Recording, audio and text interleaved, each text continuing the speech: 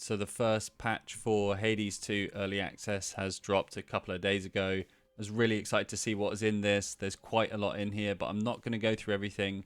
And don't worry, I'm going to leave all of the spoilers redacted throughout this video. So let's just dive right in.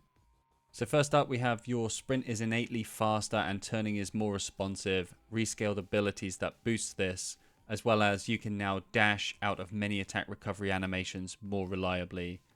Movement has definitely been a large part of the discussion from what I've seen on Discord and Reddit, so I'm really glad that there are some changes being implemented here and looking forward to seeing how that plays out in the game.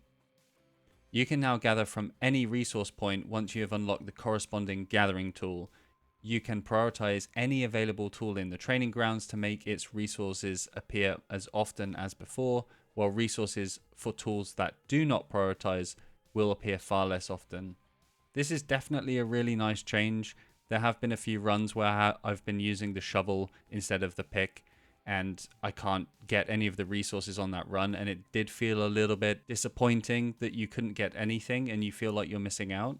So I do think that is a good change. It's going to make people feel more positive about their runs. They can always gather all of the resources they see, even if they don't have the right tool, and they're just going to appear less frequently. So I think that's a really nice one. Altar of Ashes, the Swift Runner. Now also makes your dash immediate. Note the faster speed means you're invulnerable for a very slightly less time. Rescaled sprint speed bonus since sprint is innately faster now. Good to see more changes that are just going to make movement a lot more fluid in the game. It's obviously a very integral part of the game with dashing, sprinting, so this is another good addition. So a bit further down under menus and UI, one of the things I liked was using the Well of Charon displays your current gold without the need to check your boon info. This is something that just really makes sense from a player perspective and a UI perspective. You should be able to see the gold that you've got without having to go to a separate window. So it's nice to see that as a little touch as well.